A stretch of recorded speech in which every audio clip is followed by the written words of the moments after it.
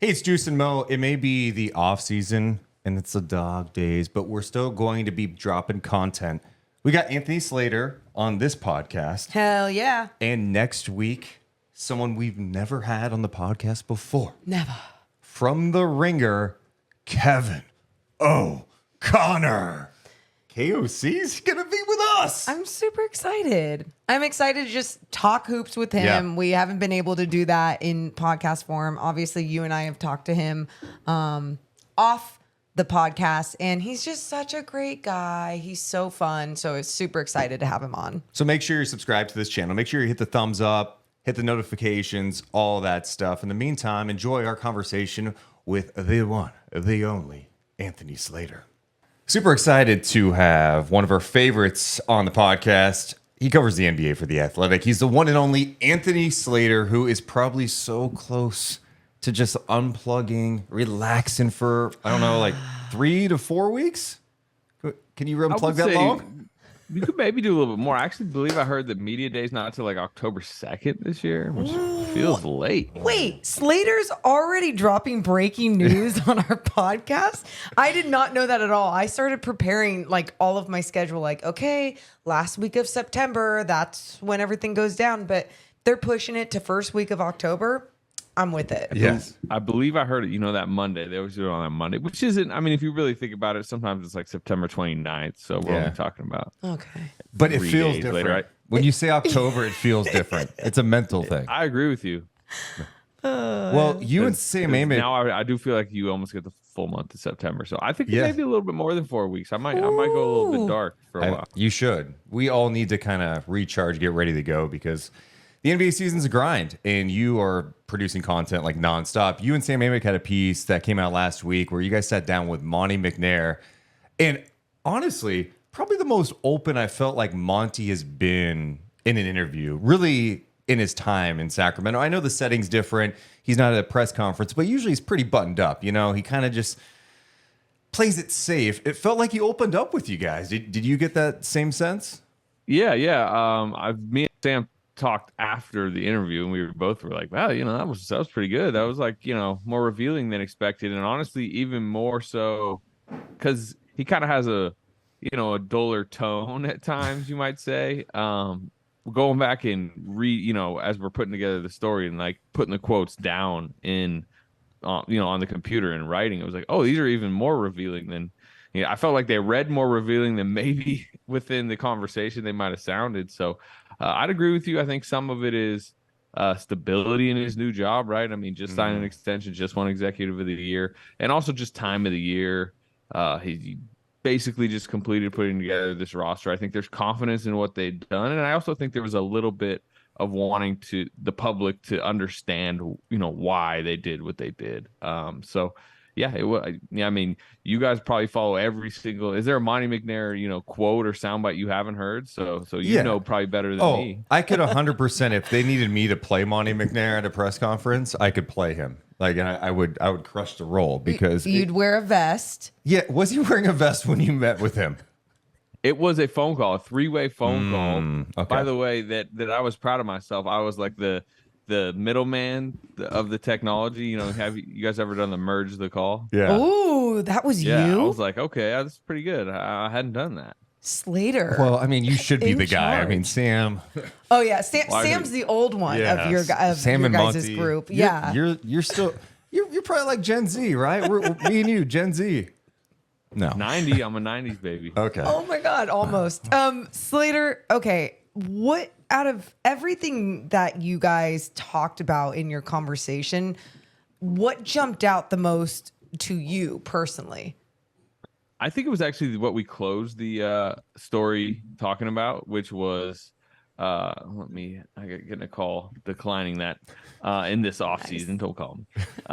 But no, I would say what we closed the article with, which was him kind of discussing that, like, we still, him talking about the Kings, like, we still got a lot of ammo in the chamber in a league that, and particularly a conference that there are rival teams out there. The Suns are the most obvious one that have just spent all that they can spend. They don't have picks. They don't have They got the second apron stuff coming in, and it's just a lot of teams are in some ways locked out of improving in the long term. And the point he made is like, yes, we are painting it right now as this stability. We're standing pat. We don't feel like we need to do anything, but that doesn't mean we can't do anything moving forward. And it was like, I don't know, maybe I just hadn't thought about it yet, but it was the trigger of like, oh, they could be one of the more aggressive teams this upcoming season, either because they feel they're disappointing maybe a few months in, they're, let's say, 22-22 through 44 games, something like that, or just, they're still a 2, 3, 4 seed, but they just feel like the path is there for real contention.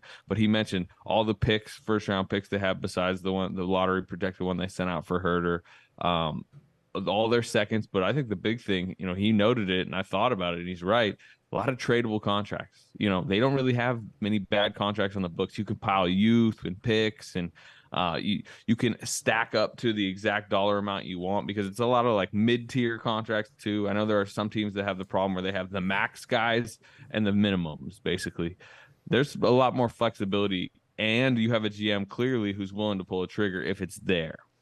Yeah, and it seems like he has a lot of patience as a GM, which is tough because you see all the competitors around you making crazy moves. You mentioned Phoenix, but it was pretty active. And the Kings at draft 9, when they traded Rashawn Holmes to Dallas, cleared up some more cap space. I think a lot of people felt like, oh, this is going to be a scenario where they land a Kyle Kuzma, or they land some sort of major fish and add to the team and see what they could do. But I'm sure that was a possibility, but I also think he wasn't going to overpay, and he wasn't going to put them in a situation where, all right, yeah, we add Kuzma, he's making a lot of money, and yeah, we win the headline with the fan base, but it's not going to take us to the heights we want to get. It's just interesting to see how patient he is.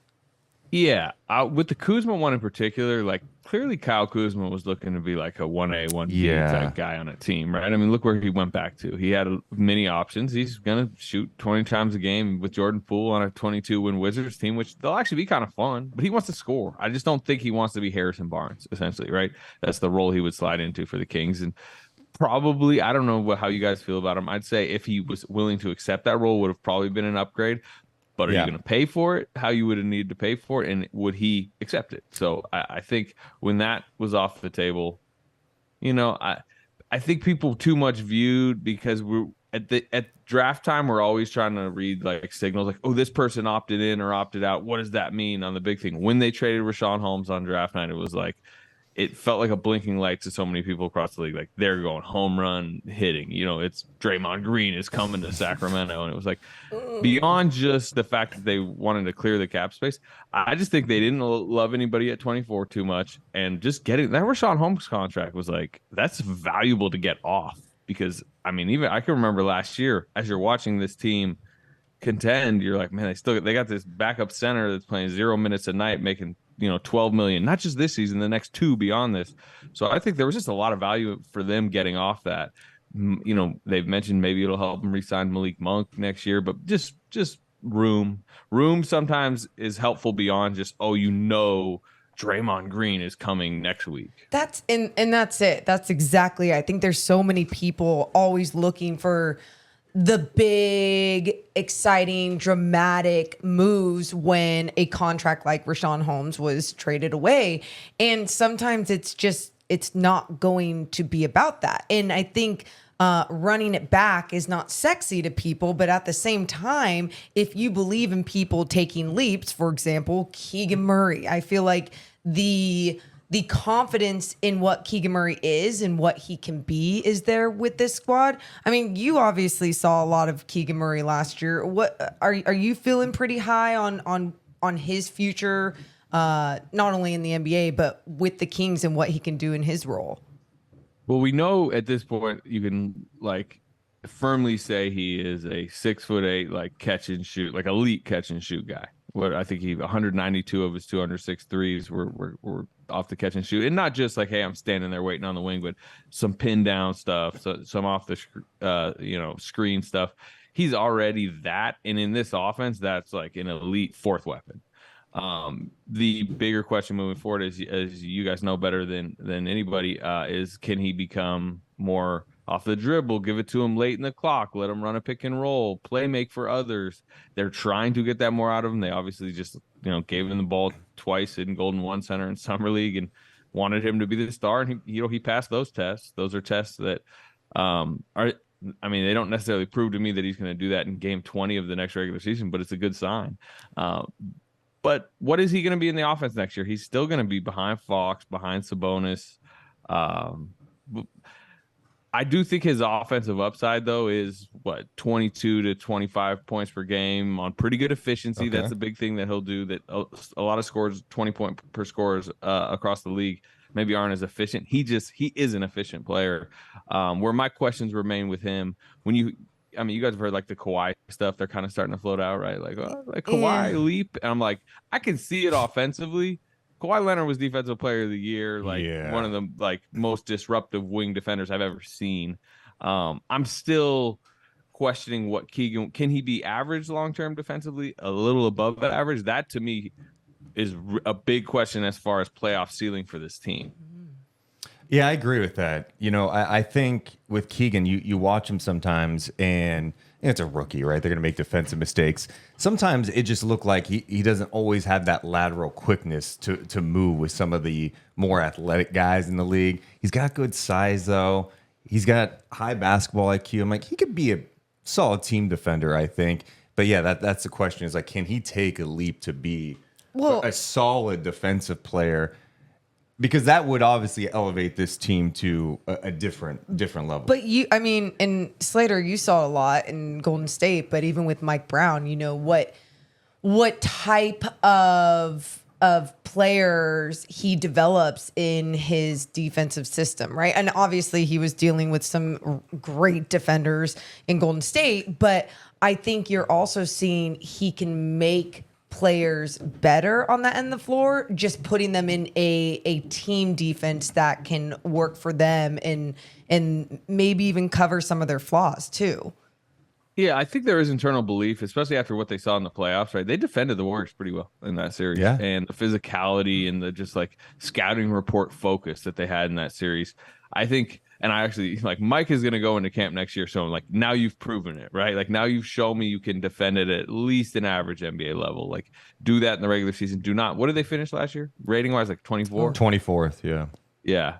I think they're going to go in saying 15, just be 15. Well, Denver was 15 in the regular season, right? That's a good, if you're trying to sell, hey, we want to win a championship. Denver was at 15. Get there. Hey, with our offense. That is the 24 to 15 is a monster jump.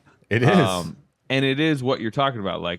If Mike Brown believes you're going to try, you're going to focus on the scouting report, you're smart enough, you're going to, follow our principles as he, don't give up middle, that type of stuff, then he could have an average defense. And that includes Keegan Murray, who I think, as you mentioned, has the size and smarts and willingness to do it.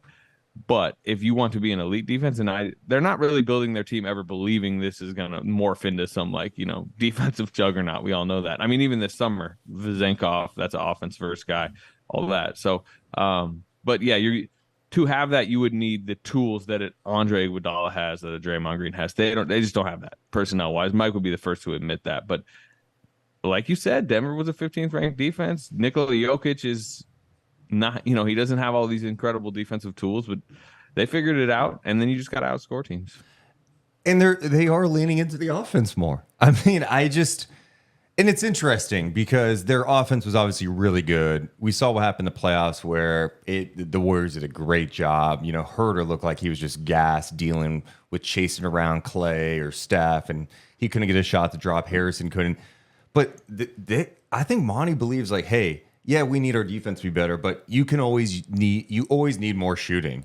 And I think Sasha can come in right away and show his shooting ability. What Keegan's moving off the ball. There was that one stat, I can't remember off the top of my head, where he doesn't need any dribbles whatsoever to score. Yeah. The guy should be perfect for this offense. So they're leaning even more so into, hey, we can just have a beyond dynamic offense with Fox, Sabonis, and even more shooting around them. Yeah, and I don't think we put it in the story. I don't remember us putting it in, but one of the things Monty said during our conversation, he admitted that what the Warriors did in that series, he does kind of expect teams to replicate in the regular season, not near the complexity or, even the personnel that the Warriors had, but, the focus of a playoff defense. But still, there's going to be nights where, Tom Thibodeau goes, hey, like, sag off Sabonis completely. Remember what the Warriors did in that playoff series? That's our game plan for tonight. And he seemed excited in a way that they're going to face a lot of those exotic looks early in the season because that preps you more for the playoffs. I think Sabonis needs it. I think Sabonis was a little bit like spooked by, I don't know if that's the right term, but like it threw him off guard because I think there was just like a belief in his mind. Like, look, we've just been a juggernaut all season. Nothing can stop us. And it was like, oh, this is different. The playoffs are different. I mean, it's something. I remember being on the podcast with y'all in the past and being like, we would talk about how playoff basketball, game 1 to game 2 to game 3 is like it is kind of a different level.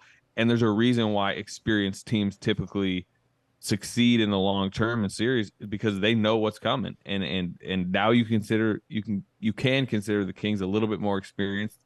It is gonna, I think, impact like I said, some of the way opponents play them in the regular season, but I think they're equipped for that. And I also think, a Vezenkov is an antidote to that. And one of the things we were talking about Keegan Murray earlier, I think they were very encouraged by the way his series went.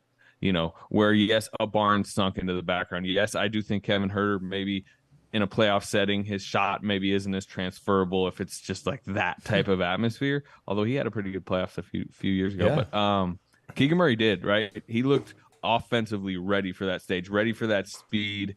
And that's a great sign. We've got more with Anthony Slater in just a second, but we should tell you that today's podcast presented by the one and only Joey Reagan over at Lion Real Estate. If you're looking for a house in the Sacramento area or you're looking to sell, hit up our guy, Joey Reagan, over at Lion Real Estate because he knows Sacramento better than anybody. And he can find you the home of your dreams. Super easy to work with. Go to his website, jreagan.golion.com. That's jreagan.golion.com. You can also call or text him at 916-412-4592. That's 916-412-4592. License number 02128070. We're also presented today by New York Times bestselling author, the one and only T.R. Reagan. The best for some summer reads. You can go to Amazon.com or trreagan.com and make sure you're filling in the rest of your summer with some T.R. Reagan books. I know so many of our listeners have read her thrillers, and not only are they freaked out, but they're very entertained. So if you want to have all those same feelings, make sure you go check out her books. We mentioned buying a house, but what happens if you don't know if you can afford one? What do? You got to hit up our buddy Sean Stanfield over at rate.com/Sean Stanfield. Him and his team at a Guaranteed Rate will give you all the information you need to make the right move. He's not just trying to get you in a house. I want to buy a house. He's not going to be like, all right, let me doctor this and make sure you get in. We'll do anything to get you in, then you're screwed. No, he's going to be honest with you. He's going to run the numbers, going to show you the numbers over a video, and going to tell you if it makes sense for you to purchase a home right now. So what you need to do is hit up our buddy Sean Stanfield at rate.com/Sean Stanfield. You can also call or text him at 916-276-7563. I've known him for over a decade. He's helped many of our podcast listeners, and he can help you. Give him a call at 916-276-7563. He's a big Kings fan as well. That's equal housing lender, subject to credit approval. NMLS ID number 349707. Company NMLS ID number 2611. NMLSconsumeraccess.org. Thanks so much to our friends at Guarantee. Right. Guarantee. Right. So 48 wins, third in the West, and we're talking about that playoff experience that they just had. Is there a world that next year that this squad could be the team that can come out of the West? Or is that just like, are we getting too cute with that? And then again, last year, I didn't even think this team was going to make the playoffs when the season started. Hater. I know.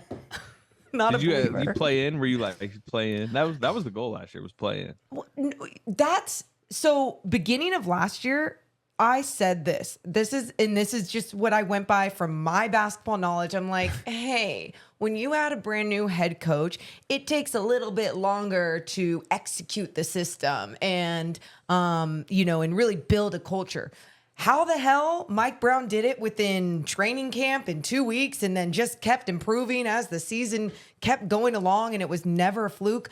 I just have no idea. That's what makes him so great as a coach. His coaching staff is so great. So it truly wasn't like I just didn't believe. I was just being realistic about what happens in the NBA. Yeah, I mean, I think if anyone was coming out saying, "Oh, I think they're going to win 45 to 48 games," that was just They were a homer. Yeah. I mean, I think I was like, I think they could be a little above 500. Yeah, you did. But I mean, I didn't anticipate it being the number one offense in the NBA. Yeah, that's where the chemistry, it looked like a team that had played together before, which is pretty impressive with how quickly they were able to kind of come together. So is there a world where this team comes out of the West then? Yeah. Well, at first out, let's talk regular season, then we'll talk playoffs. Oh, okay. It's very different. But I think what happened last year is also happening this summer, where I just think there's too much of this idea, like the West. Oh, what a gauntlet! Oh, it's so packed. Like, how do you deal with it? I just think it's a bunch of very average teams, and let's give the Nuggets credit. Like, that is your favorite entering the season. If I had to pick now, I take the Nuggets. Like, they proved it. They are the clear one in a tier by themselves. Beyond that, Grizzlies were the 2 seed last year. I mean, I'm not that threatened by them, especially dealing with the Jaws situation. They lost some pieces. Kings at the 3, but below that, I like what Phoenix did around their new guys, but that's going to be an odd experiment with injury-prone stars. Lakers, sure. I mean, they were encouraging, but they're very flawed. They're old. Their 2 main guys are, you don't know about their health. So I do think the Kings, if they have the same type of health that they had, which they at least have players that have more proven track records of being available, and they certainly have a culture and an environment and a younger core that really you would think would attack the regular season similarly, like just with the veracity that they did. So I think if they stay healthy, they're going to win a lot of games. And you mentioned it, 48 wins is the 3rd seed. That's the thing last year that's like 48 didn't seem absolutely outrageous for the Kings. 3 seeds seemed outrageous, but it's like, well, 48 was the 3, and maybe it'll be the 3 again, because I do think it's just going to be a bunch of flawed teams beating each other on most nights. And if you're just a peg above that, if you're just a peg healthier than that, which the Kings have been, if you take the regular season as serious as Fox did, as Mike Brown did, as Sabonis did, right, playing with the thumb, then, you could probably outstretch a team by 5, the rest of the conference by about 5 games. So I'd consider them in that upper crest. Now, playoffs, do I think they're a true contender? I really need to see the Keegan Murray leap, and maybe it'll happen, number 1. And then 2, I probably would have said no a couple weeks ago, but again, Monte McNair kind of clued me into like, trade deadline, like you may add another like really nice 2-way wing or something onto this team, because he uses a first rounder, and Kevin Huerter's contract suddenly becomes OG Anunoby or something like that. So yeah, like, is there a world where they could come out of the West? Yes, because I don't like the West that much, and I do think they're positioned well. I agree with that. And that was something I was going to go to with you on the podcast, is going up and down the West. Like, who do you trust? And you kind of nailed it. It's all these teams have flaws. And Denver, they, losing Bruce Brown, okay, that hurts, but they bring back their top 4 guys are still there. And they, that you figure that they're going to have someone that kind of fill that void, and they'll be fine. They're going to be really good in the West. Yeah, I look at the rest of the West and I go, yeah, you can make a case for the Lakers being really good next year. I like some of the moves they made, but it hinges on LeBron AD. The Suns, okay, we'll see. I mean, on paper, you could see it maybe working, but there's still a lot of question marks with that. They better be good soon, because the rest of their decade is going to be going to get ugly quick. And I also think when you put those teams together, I mean, that's a dramatic changeover with that squad, right?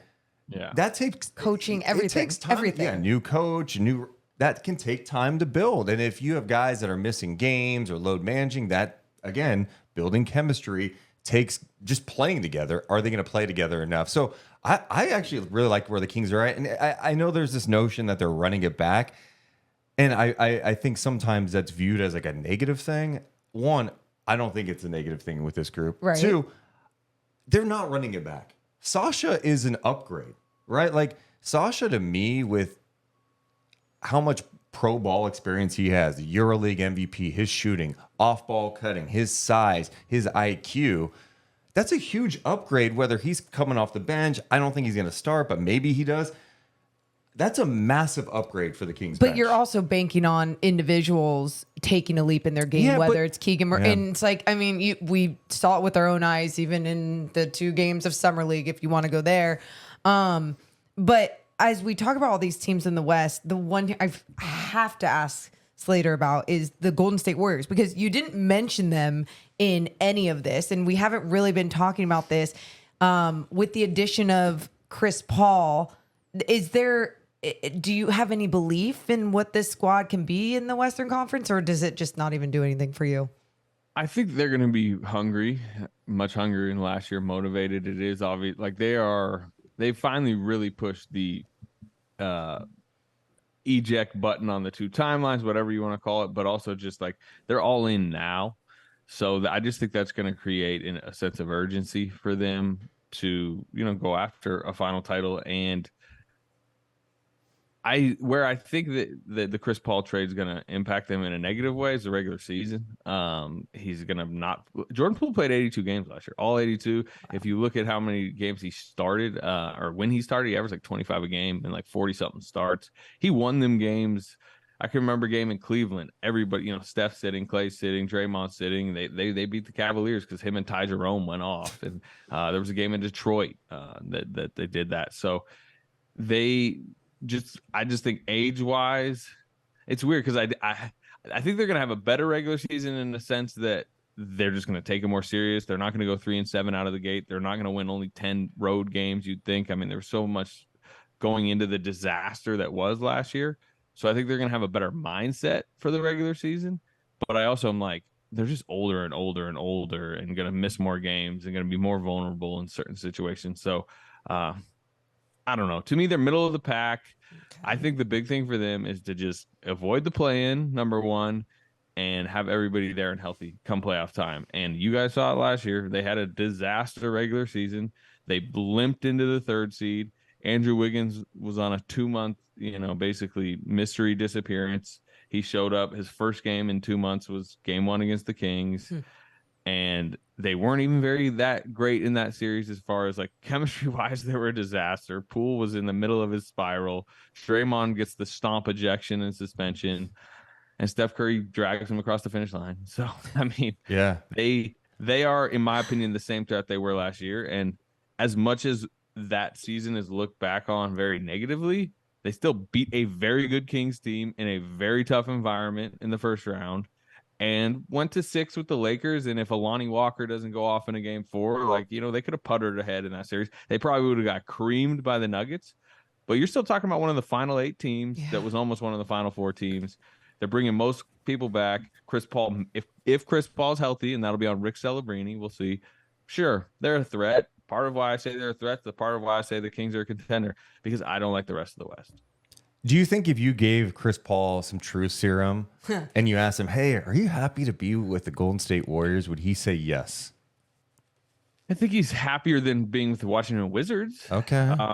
It seemed to be that he was hoping to work a buyout and get to one of the LA teams, but there was a lot of Clippers buzz, right? Starting point guard for the Clippers would make a lot of sense. You put him with, Kawhi, Paul George, he's back where he used to be. Like, I think that probably would have been his ideal number 1 scenario.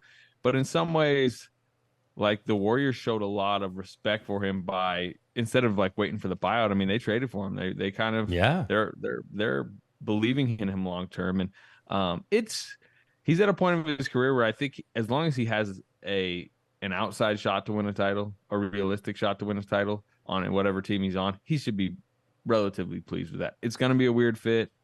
They have not been friendly, Draymond Green, Steve Kerr, him. I mean, there's definitely a deep history there. But I think he's okay with it. We'll see if he's okay with it come training camp. Is he in the starting lineup? First month, second month. I don't know how it'll go, but he didn't have many choices. He was on the Wizards when they traded for him. Dude, he did not. It just, even going back to Summer League. His press con or his media scrum? The media scrum? It was very enjoyable. I enjoyed it. Oh, so did I from afar. I was just like, wow, this guy does not seem happy. He does not seem like he wants to be here. And I also thought it was interesting that they weren't doing some big, podium, press conference. Oh, welcome CP3. And I just feel like that alone says a lot about where he is and where they are with him being with that organization. Yeah. Everyone saw the you're coaching bristle at a question, but he bristled at about 6 or 7 questions of but and then I talked to people afterwards who'd covered him. It's like, it's just kind of how he is, particularly if you try to talk basketball strategy with him, or again, in that particular situation, acting like that he's coming off the bench already. Like, he's just for lack of a better term, he's kind of a prick. Yeah. He wanted to say dick. Like, yeah, he wanted to say dick. He's a dick. We can all say it. You all can say it. Okay. Yeah. We're not going to be covering him this year. Yeah, he's a dick. Okay. But in a lot of ways, like, proudly won, and some of those qualities just like help you win basketball games. It's a little bit like Draymond, who he'll probably butt heads with. But I didn't, especially talking to people after who really know him well. They didn't read it as like, oh, I'm super unhappy to be with the Warriors, that's why I'm acting this way. It was more like, that's just Chris Paul. Like, he's gonna like get ready. Every press conference, he's gonna kind of like, scoff at a few questions here and there, and just smartest guy in the room. And when you talk to him about like, yeah, your style in the Warriors isn't, it isn't that compatible. Like, it ain't brain surgery, it's basketball. I think I know something about basketball. And I'm like, all right, honestly, I like it. I was gonna say I like it because let's be honest. Anthony, you do your homework, and there's a lot of great reporters, but some of the people who cover the league they don't really know basketball. They're stirring the pot. They're saying you're not a good fit. They don't even know what that means. Chris Paul's going, I'm one of the best point guards to ever play the game. I know the game. I think I can figure it out. I think that's kind of his point. Yeah, which is fair. And again, as I was saying towards the end of that, like, I ain't here rooting for the Warriors. I'm here to cover what I want to be a fun locker room with interesting storylines, because every year I cover them, they are enjoyable for 75 different storyline reasons, and they don't seem like next year is going to be boring. So I'm in for it. A Kings Warriors rematch in the playoffs would be fun. Yeah. No. Real fast, Maura, are you to the point where you're like, oh, the Kings are going to be a playoff team next year? Or are you still that cautious? Oh, no. I'm definitely to the point that the Kings are going to be a playoff team. But that's also because of like what Slater's been saying this entire podcast, like the West. That's cute. Yeah. I mean, it's not going to be easy. I still don't think the Kings are good enough to not be as healthy as they were. And they're not good enough to not. I think they actually have more depth than a lot of teams. I like their depth. Yeah, I mean, I think that's fair. I mean, especially like the Suns are half their rotation is going to be minimum guys they signed in July. So, right. And there's a lot of top heavy teams like that. It's interesting. You mentioned like you're hoping you're getting a Warriors Kings rematch just for the entertainment purposes. You guys have something new coming up in mid-August. It's a schedule release that might be some marquee games. There might be some national TV games. Maybe you do get how about an opening night Northern California showdown? Ooh. I doubt that's the Christmas game, but it's not off the table. Yeah, I don't think, from what I hear, it's not the Christmas game. I know. I was really pushing that storyline. I actually think it's a great storyline. One, what was the best playoff series of the entire playoffs last year? Was it Kings Warriors or? It was Kings. What? It's not even close. There was not a better. Sixers Celtics was pretty good, but I'm like, I don't know. East basketball just doesn't fire me up. But I understand I'm biased. I cover the West. Sure. But in terms of just like pretty entertaining games, storylines, this up and coming team against a team that's been like, I thought it was super compelling, and the ratings prove that too. I think the league just overthinks some of this. They'll probably go like Lakers Warriors on Christmas. Oh, cool. Well, we haven't seen that. Grizzlies last year. Yeah. Which, that was always the rivalry. That's a good opening night game, though. Kings Warriors in Golden One, I feel like would be a fun opening night game. I like where your head's at. Yeah. And then the Kings lose, and then the Kings fans are freaked out. Oh, they're like, after one game. Are we gonna have to fire Mike Brown? Oh, that's because they didn't make enough moves. What about Monty didn't do his job? Oh, I cannot wait. Could you for imagine expectations? Opening night Looney with like 17 rebounds. It's just it's a repeat. Another rebound kick out as the crowd grows. Oh, that was really So you're gonna have that. You're also just like, forget just the marquee games. How many national TV games do you think they're getting? Just those random Thursday night Nuggets are in town that's on TNT suddenly. at first I'm, oh, they'll get like a decent. To me, I think it's still going to be lower than fans. You don't like consider an NBA No. TV game? No. It's Okay. TNT. Yeah. I agree with that. Okay. Yeah, to me, it's TNT, ESPN, ABC. You think like 4? Oh no, I think it's be more than that. Oh. I think they'll get, I don't know, 8 to 10. Okay. Is that crazy? I would take the over, actually. Ooh. Slight over, but over. They play a fun brand. I think the league sees them as a team to not only promote, but you throw them in the right matchup, it becomes a fun matchup. Obviously, the Warriors, what we're talking about, but like I don't know, Kings, Celtics, and the other thing the league knows, if you have a Sacramento TNT late game on a Thursday, like it's gonna be a great crowd. Yeah. And it's good to just, I mean, they did it a couple times last year. Remember how good that crowd was? So it just makes me think that they'll get him in probably a little bit more than you're thinking. Maybe I'm wrong. One last one for you. I was just thinking about this. I wanted to follow up about Keegan Murray. I feel like they're definitely super high on him long term. Do you think there's too much pressure being put maybe on him to take a leap in year 2? Or do you think that's more, we're just looking too much into that? Because I feel like they're super high on him. Yeah, they are, and they're not like hiding it very well, which is it's good. It's good for content, right? Yeah. But, when they are mentioning this idea of like he went off in a scrimmage and scouts were saying like Kawhi year 3 leap, and Monty saying what he's saying, like, but part of it is like I think it's kind of how they treat him. They like to put pressure on him. They are trying.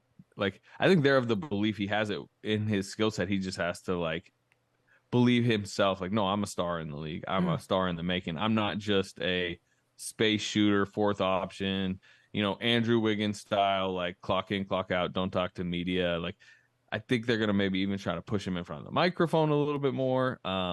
And do I believe in it? I do wonder how much opportunity he's going to get. The games I want to see are, like what did Fox miss? Like 8 games last year, maybe? Yeah, something like that. There's going to be those, 3-game stretches where, especially the way Fox is built, like he's banged his hip up. He's going to miss like the first 3 games of this road trip. Like those are the games where I want to see if the leap is there. Like Keegan Murray, here's the ball tonight. You're running some pick and rolls with Sabonis. You're taking the most shots on the team tonight. That is where I think you'll know if, is he forcing his way into a bigger piece of the pie? Because it's not necessarily an offense that they're just going to hand more touches and more usage to a young guy because this is just the natural progression year 2. We want to do this. Like, no, Harrison Barnes wants his shots. Kevin Huerter, especially regular season Kevin Huerter, he needs his touches. Like Fox is going to shoot a bunch. Sabonis, Malik Monk's not coming in like, this is Keegan's time. No, Malik Monk's like, this is Malik Monk's time. Contract year Malik Monk, by the way. That's going to be something. So I think the way he takes the leap is if it's like just becoming on the nights that Fox or Sabonis misses at his head, but also it's just by month 2, like, no, like, sorry, he's like, sorry, Harrison Barnes, sorry, Herter. Like, he's the guy that is just going to take a bulk of the shots from you in a lot of ways. Well, kind of goes back to, Kuzma wanting to be like the 1 or 2 on a team. There's a lot of mouths to feed in Sacramento, and so you have to have the right guys that are going to buy in, right? You do, but the other great part too is that Mike Brown, everyone's going to have, not everyone, most people on this squad are going to have the short leashes. Like, you still got to make sure you're doing what I'm telling you to do in this system as a team, right? Like, you're going to have freedom and get yours if you are this guy, or this guy. But I feel like when it comes to some of the other guys, if you're just chucking up some shit, he's not going to let that fly. There's enough depth to this team now where it's next man up. Yeah, that is where the depth matters. That's what's interesting about that playoff series, though, because you guys remember the progression of it where Keegan was bad the first, 3 games? I believe game 4 was his, like, bust-out game. So, but through 3 games, it was like, should they make a starting lineup change? Yeah. Should Davion Mitchell enter to guard Steph? Like, who's getting a bench? Like, are Keegan Murray's minutes about to go from, like, 25, 33 to down to, like, 12, 15? It was like there was even some awkwardness in like game 2. It was like, oof, like his minutes are not going well. And if you had to map out the rest of the series, I would have guessed he was about to be minimized by Mike Brown. And then by like game 6, he barely came off the floor. He played like 45 minutes. Yep. And not only was he scoring well, but it was the defensive trust and just like, no, we need him to like glue together all these lineups. And wow, guess what else is what did Harrison Barnes play the last 3 games of that series? Dude, like not a lot. Yeah, he and Davion didn't play a lot at all down the stretch. Herder was getting minimized. So that, maybe that's a little matchup dependent, but to me, that's also a head coach. In my opinion, coaches show you what they really think about players and like the playoff fire. And that to me showed like, oh, he really actually does believe in Keegan Murray long term. Yeah. Well, in that series too, it wasn't pulling guys for missed defensive assignments. Mm-hmm. Those guys weren't making shots. Right. You get play if you can't make shots in the NBA, you can't play. We can talk so much about this guy's defensive ability. Jared Vanderbilt, I bring him up all the time because Kings fans love him and wanted him. I'm like, okay, but in the playoffs, he was playing like 10 minutes a night. Became a liability on the offense. Davion Mitchell, he has to be able to consistently knock down a shot. Otherwise, he's not playing in the playoffs. You have to be able to knock down shots because otherwise, if the other team's not guarding you, then good luck. Deuce is all in on this season. Slater being just pure offense and shit defense, and that's how the Kings are going to win it all. No. I think the Kings. I think they added shooting with Sasha. Yeah. Even picking up Duarte, I kind of like taking a flyer on him.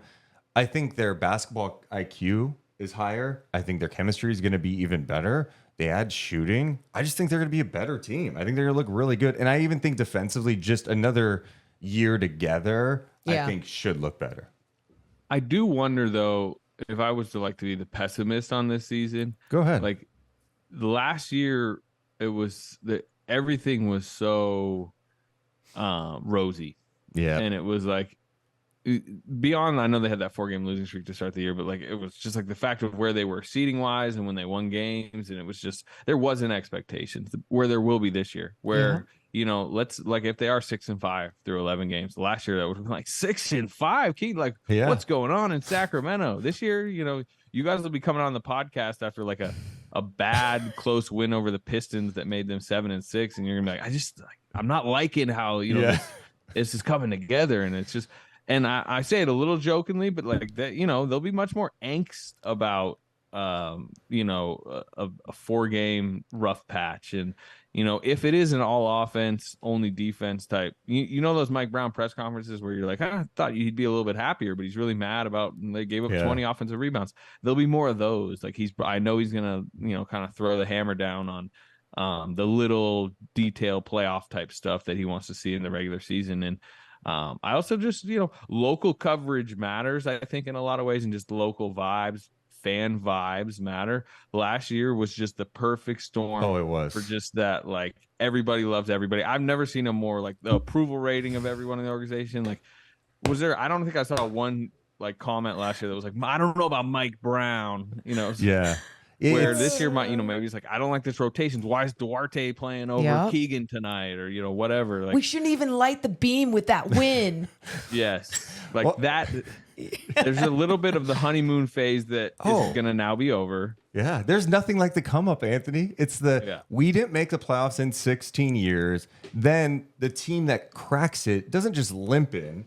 They are the 3rd seed. They have this purple beam they shoot up in the air after wins. Everyone's likable. Oh, it's amazing. But you're right. Expectations come, and people are going to get pissed even after wins. The beam is going to be a topic. It's the rotations. It's like, Sabonis, man, he's just not taking that shot. If he's not taking it, what's going to happen? Or he's playing good for 4 games, but then some center comes in and gets 18 rebounds, and they're like, that's going to happen game 1 of the playoffs. First round and out again. Yeah.